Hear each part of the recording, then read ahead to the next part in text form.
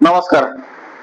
आतापर्यंत मी तुम्हाला परीक्षेला येणारे जे महत्वाचे जे क्वेश्चन्स आहेत किंवा महत्वाचे जे एक्झरसाइज आहेत त्या मी माझ्या व्हिडिओमध्ये आतापर्यंत मी तुम्हाला दिलेले आहेत.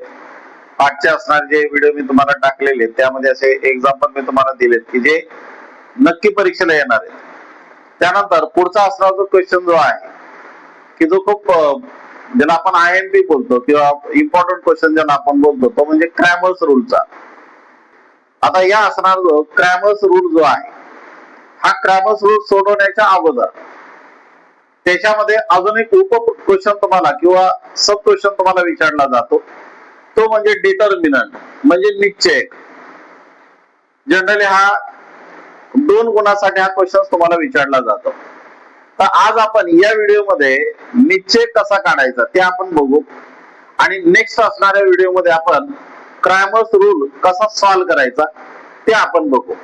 चला आता डिटर्मिनंट जर तुम्हाला सोडवायचं जर असेल, डिटर्मिनंट वरती जर तुम्हाला क्वेश्चन जर आला तर त्याचा डिटर्मिनंटचा फॉर्म्युला काय आहे? तर डिटर्मिनंटचा फॉर्म्युला आहे D equal to in modulus A B C आणि D. In modulus A B C D हा डिटर्मिनंटचा फॉर्म्युला आहे.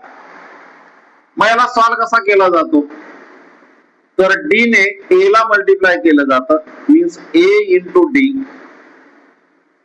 मायनस C ने B ला मल्टिप्लाय केलं जातं B इंटू C. मग या दोघांचा क्रॉस मल्टिप्लाय करून या नंबर मधून हा नंबर मायनस केला की तुम्हाला निश्चयक मिळतो म्हणजे डिटर्मिनंट तुम्हाला मिळतो.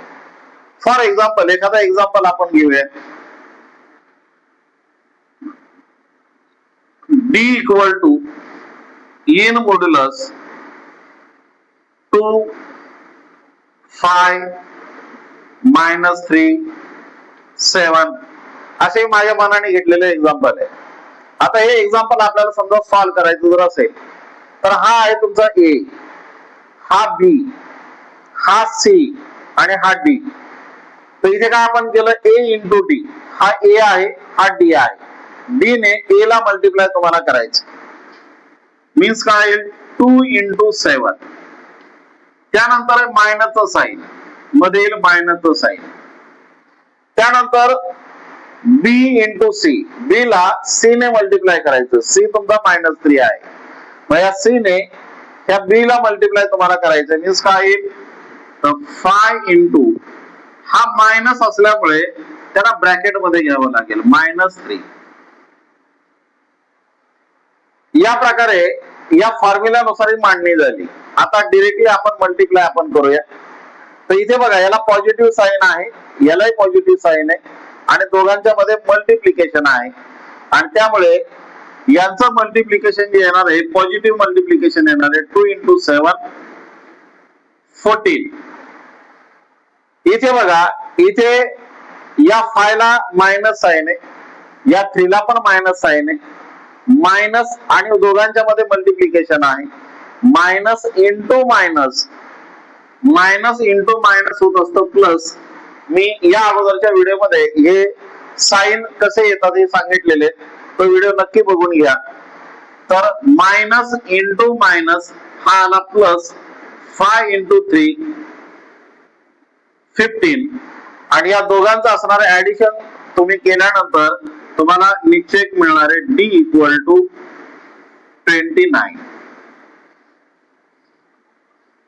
अशा स्वरूपाचं एक्झाम्पल तुम्हाला येतं आणि एवढं जर तुम्ही जर सोडवलं तर तुम्हाला 2 मार्क्स तुम्हाला मिळून जातात.